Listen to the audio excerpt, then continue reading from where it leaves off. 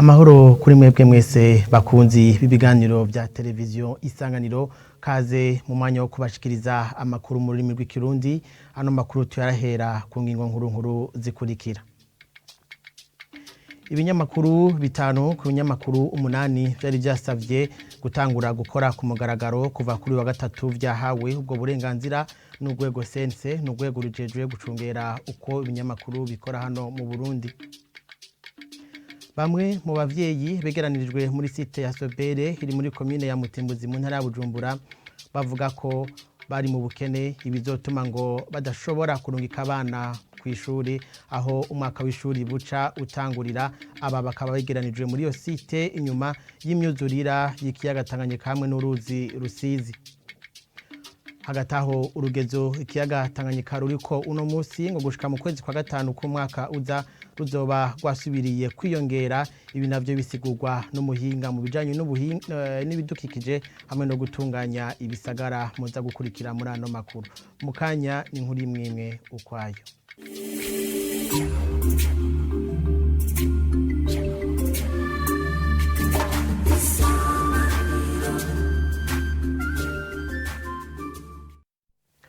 Reka tongere tubahe ikaze muri ano makuru. Ibinyamakuru bitanu ku binyamakuru 8 byari byasavye gukora vyahawe ubwo burenganzira kuva kuri wa gatatu n'urwego sense n'urwego rujejwe gucungera uko ibinyamakuru bikora hano mu gihugu c'u Burundi.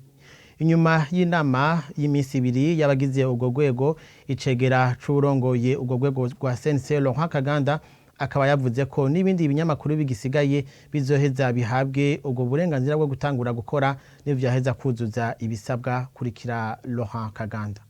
Atanu yemerewe niyo yaya, hariho iradio yitwa Radio Burundi Discovery Channel FM yasabwe na fondation bita Fondation Festival Burundi Foundation. Iyo twaiciye hirya no hino tuca turayemerera. Iyindi yaronse uburenganzira ni BNP Television. Ni televiziyo mwari mugize iminsi mubona kuri ekran ikora, ariko bakoze bari mu makosha kubera ko bari kubanza gusaba uburenganzira. Basabye gukora mu buhinga ngurukana bumenyi, ariko ubu rero bashaka iyibona.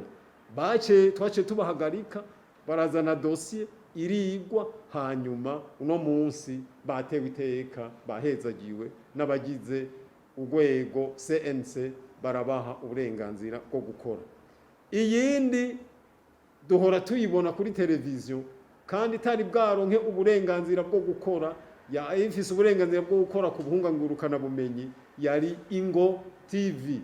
Iyo nayo nyene kubera ko yateguye byose, ikaba mbere yari kirerekana yuko yahejeje, tukabibona no kuri televiziyo, ivyo bazanye tukabona birakwiye, nayo nyene baje bavuga bati nibandanye ukora nimaronka uburenganzira bwanditse. Iya kane ni Radio Iteka FM, ya gatanu nayo ni Radio Black Bingo Entertainment. Hariho dose zitatu zasubijwe inyuma, sukubera zisa nabi ari mbi. Twashatse yuko ibintu twasabye ko bobishiramwo nyene kuko n'amategeko nivyasaba. Ano makuru reka tuyabandanirize mu gisata acindero. Bamwe mu bavyeyi begeranijwe muri site ya Zobere ni muri commune ya Mutimbuzi intara ya Bujumbura bavuga ko batariko baritegurira neza ibijanye no gutangura umwaka w'ishuri ku bana babo.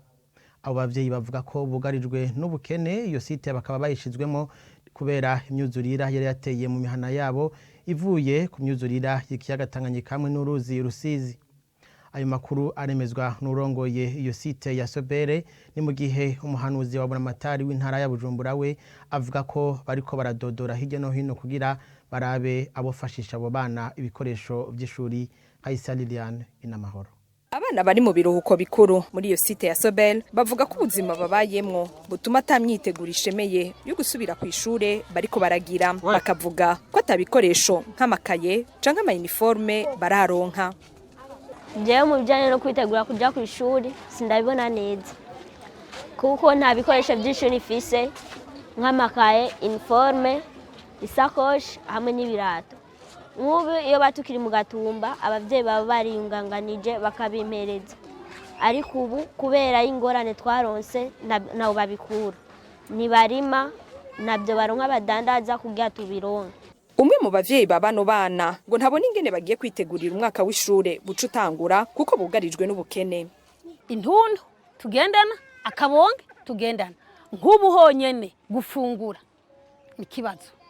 Duheruka indya z'umukuru w'igihugu, ayo makaye bazoyakura he? Ni forome bazozikura hehe? Hubwo nyabura muje hageze mushicaye amasaha hageze, nukuri genda mudukubitira gashi hariya, mugende mukubita gashi muvuga ati nukuri hari ibyo twasanzeho biraremereye. Urongoye isiti ya Sobel aremeza ubuzima bubi iyo miryango yateshejwe izabibayemwo narijya atabagira neza benshi bakibaserukako. Twaragerageze tuko turirukanga kugira abana baze barafungura bari ngaha, kuko tumaze kubona ko benshi batakaza bareka kuja kwiga kubera inzara, abaraye ubusa bakiriga ubusa bakaja baheba n'amashuri. Umuhanuzi wabona amatari w'intara ya Bujumbura ajejwe imibano, inkino n'imico kama amenyesha ko uburongozi buzi neza ico kibazo c'imyiteguro y'ishure kandi ko butareza amaboko. Ibijyanye n'ibikoresho by'ishure nico kigezweho. Kuba kigezweho rero nitwoca tuvuga ngo nico kibazo giteye ubwoba gose kidashobora kuba cova mu nzira, mu gihe tuzi yuko ngaha anye hatanzwe ifashanyo zitari nke kandi bakagenda bashima. Gusa ico bakwiye gutahura no ku mutima wa wundi leta yari bafise ko kare, uburongozi bw'intara bwari bubafise ko turazi kari wa wundi. Cyo gituma rero nico kibazo kuba kihari turagisangiye nabo. Ivyo biruko mu gihe umwaka mushasha w'ishure utegekanijwe gutangura kwigenekerezo rya 6 ukwezi kw'icenda uyo mwaka. Tubandanye nano makuru mu bijanye n'ibidukikije ngo gushika mu kwezi kwa 5 ku mwaka uza urugezo rw'ikiyaga Tanganyika ruzoba gwiyongeye ko ku rugezo guno munsi. Urugezo guno munsi ngo akaba ari santimetero 776 n'uduce tune. Ibi nibishikirizwa n'umuhinga mu bijanye no gutunganya ibisagara hamwe n'ibidukikije Professeur Bernard Sindayihebura avuga ko hari bishobora gukorwa kugira umusikiyaga Tanganyika cosubira kuduga hatogira ivyo nonekara byinshi. Arthur Kavabushi na John Habonimana. Amazi y'ikiyaga Tanganyika yagumye yongereza urugero rwo kuduga nkuko Bernard Sindayihebura umuhinga mu byo gutunganya ibisagara n'ibidukikije bivuga. Uwo muhinga aravuga uko vyifashe ubu. Mu kwezi kwa 4 Tanganyika gwaraduze muga gwashitse ku rugero rurenze cyane mu mwaka nyene itariki 18 z'ukwa 5 niho gwashika ku metero 746 n'amasantimetero 58, no kuvuga imetero n'amasantimetero 58 ku rugero rusanzwe rero. Umwaka rero kubera izuba ryabaye ari ryinshi gwatumye Tanganyika uburumanuka, mugabo naho gwamanutse imvura kugiye gutasura rero ruzoca rugera kure cyane. Uwo muhinga arongera akatubwira urugero ico kiyaga cyagiye kiradugako. Umwaka nyene Tanganyika gwaduze imetero 3 n'amasantimetero 96, no kuvuga rero gwagombye kwegereza imetero 4. Nk'akarorero turavye nk'hariya hirya hariya mubona ziriya nzu na biriya byatsi bujya mu 2005 Tanganyika niyo gwagera.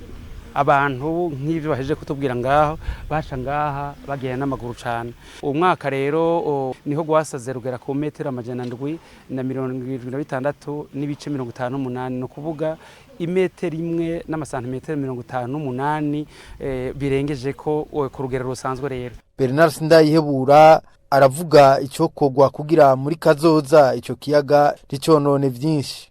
Hariho ubuhinga bakoresha cyane cyane kugira ngo bakingire nk'amabarabara. Murabona muri ukwezi kwa 4 twari twasabye yuko bazana aya mabuye tubona ngaha kugira ngo bashobore gukingira iri barabara. Numva mwabonye yuko ku bicapo aho turoheje kurengana yuko aho aya mabuye ari bigabanya inguvu z'umukuba wa Tanganyika rero. Hanyuma iki naco hariho ikintu bita uruhome mu gifaransa bashita digue. Ikindi mu myaka izoza Tanganyika ni yasubira inyuma no gutera ivyatsi. Ibi vyatsi bica bituma yuko bigabanya inguvu z'umukuba w'amazi wa Tanganyika rero. Imvura yogwa nkuko yaguye mu mwaka uheze, amazi y'ikiyaga Tanganyika ashobora kurenza urugero mu mwaka uza. Hano makuru cyabandanye mu gisata c'amagara y'abantu. abarovyi bo mu ntara ya Rumonge barasaba kuronswa amakuru akwiriye ku bijanye no kwirinda ikiza ca COVID-19. Abaganiriye na télévision Isanganiro bavuga ko ata vyinshi bazi kumugera wa corona, ariko abandi nabo bakavuga ko bambara udufukamunwa kugira gusa ntibatozwe amahadabu. Hagati aho indongozi muri iyo ntara ya Rumonge zo zibahamagarira gukurikiza ingingo zose zafashwe kugira birinde uwo mugera wa COVID-19. Francine Ndokubwayo na Bertier Mugiraneza. Ni bamwe mu barovyi dusanze ku mweha wa Rumonge, no kuvuga aho ubwato bushikira buvuye kuroba n'amasaha y'umugoroba, bariko baritegurira kwinjira mu mazi ya Tanganyika. Tuganira ibijanye n'umugera wa COVID-19. Bobo ngo gukaraba kenshi barabikora mu mazi y'ikiyaga. Ubufukamunwa nabwo kenshi babwambara ku rugendo mwibarabara kugira ngo igipolisi ntikibafate. Nuka batwakaravye nugaho ndakuramukiza yo gufata nayo ngwaye ikintu ceze ngaha igihe uri kurasafira ufase nk'urugendo ndakagura nkagasira ku munwa kuko hari intambamizi hora mu nzira duhera abapolisi biki mu modoka ariko barakontrola iby'iwabo ngo zana coronavirus utagafise ni mande ivyo birazwe fukamunwa musango twabutubutwaye mugana bwo dukunda kwa twambaye sana buri mundo hajya mu madobo tuvuye mu mazi kwanza tweze akazi turoga amagamba y'imboga tukoga fresh hanyuma tukisiga amavuta ahubwo abaganga no botwigisa ati twokora ukunuku ko tutamenya uko twebwe twovuga tuti twopanguku. Gabriel Butoyi aserukira imbere y'amategeko urunani rw'abarovyi n'abadandaza amafi mu Burundi asigura ko badasiba guhimiriza abo basangiye akazi ngo bikingire, babumvisha kwisuku atari gukaraba amazi ya Tanganyika gusa. Twamba tuko turabahimiriza tubereka yuko mu bisanzwe amazi badusaba ko dukoresha ari amazi meza y'amabombo kandi tugakarabisha isabune. Ni ikintu cyo guhoza ko murabona ahantu hakora abantu benshi nk'uko ku biyaga nta kintu na kimwe gisabwa gukoreshwa mu kwikingira coronavirus kidakoreshwa ni mu barovyi. Gusangira ngo harimwo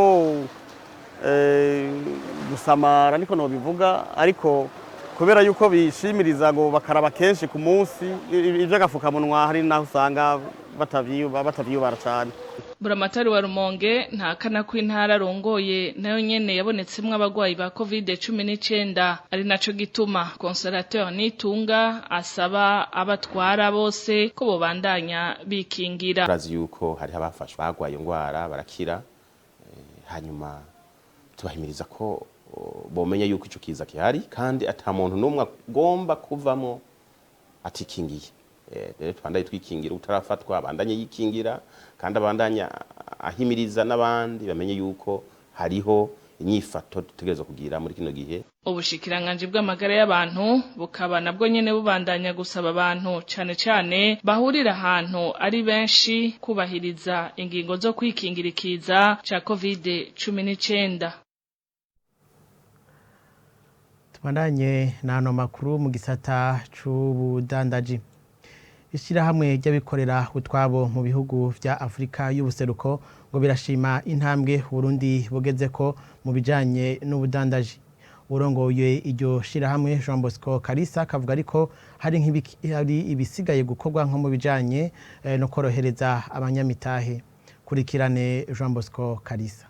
Cyambere kuko umushoramari kugira ngo ave mu kindi gihugu aza mu kindi gihugu hari ibyangombwa.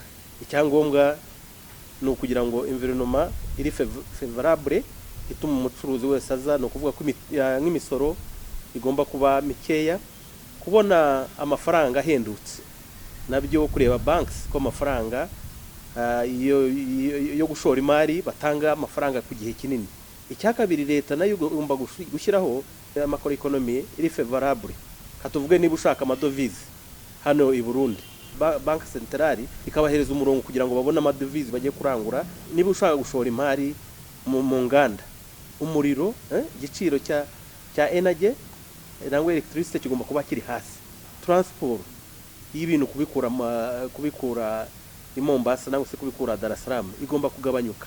Tugomba kureba imipaka yacu igomba gufasha igafacilita kugira ngo umucuruzi ukuye ibintu ku cyambu ari materiel primaire ari bya industrie byose igiciro cye kujya hejuru nko ku kibuga cy'indege rero nasabaga guverinoma kukireba kugira ngo ihamonize ariya mafaranga ya covid nabo bajye baca 50 kandi niba banabikoze borohereza abantu n'ibyo bintu bukeya bishobora gukorwa kugira ngo abashoramari bumve bashora imari mu Burundi neza badafite inzitizi. Niyo mpamvu dusaba nka EBC leta kwigomba gukorana neza na secteur privé kugira ngo bose twese tugere kuri wa mugambi mwiza. Iryo shirahamwe nyene ngo ririfuza gukorana na leta y'u Burundi ivyofasha mu guteza imbere ugwaruka hamwe n'abakenyezi ndetse ngo bigatuma n'ubutunzi bw'igihugu c'u Burundi bwisununura n'ubunyene bishikirizwa na Jean Bosco Kalisa. Turavuga ngo urubyiruko nko muri Burundi nangwa se muri aka karere ni 60% tugomba kubashakira akazi. Burya iyo urubyiruko badafite akazi nibwo bajya mu bya biyobyabwenge mu kunywa, ariko iyo bafite akazi bateza imbere ibihugu byabo. Ndagira ngo nshishikarize urubyiruko bajye baganira baparticipe muri activités za EAC. Dufite platform muri EBC y'urubyiruko cyane cyane kureba inzitizi zatuma urubyiruko rujya mu bucuruzi. Muri iki gihe cyo tugezemo ntabwo abantu barangiza university b'urubyiruko ngo bajye gusaba guverinoma akazi, ahubwo bagomba gukereya akazi. Twafasha tuti urubyiruko kwikirera akazi ko bafite ubumenyi bugendeye kuri e-commerce, kuri digital platforms, twabafashije kugira ngo babone akazi. Iyo akaba ari inshingano EBC irimo gukora neza. Icya kabiri ni platform y'abadamu, women in business platform. Abadamu rero nabo bakora akazi kenshi cyane, bari mu bucuruzi, ariko tugomba kubafasha kugira ngo tubongerere ubumenyi bashobore gukora ubucuruzi. Turebe n'inzitizi zituma badaparticipa mu bucuruzi neza, niko tugerageza gukora advocacy yo kugira ngo zo twita tariff barriers barriere na tariff. Abadamu bajyaga bazana utuntu dukeya kudukura Kongo baducuruza hano no kudukura hano batujyana Kongo. Ubu turabasaba amadolari 30, ni menshi ntabwo bayashora. Barambwiye bati niyo ni kapitali yacu. Rero ndimo ndaganira ndasaba secteur privé na leta kwiyagabanyika igashyiraho bakabasaba amadolari 5 kugira ngo bwa bucuruzi bukomeze kuza. Na hano rero dushe turangiriza amakuru twabateguriye uno munsi. Reka nshimire mwebwe mwese mwafasha kanya ko kuyakurikira. Shimire kandi bagenzanje bo mu ruganda rwa radio television Isanganiro bamfashije kuyatororokanya. Ahanje reka ndabifurize kubandanya mugira ibihe vyiza na television yanyu, television Isanganiro.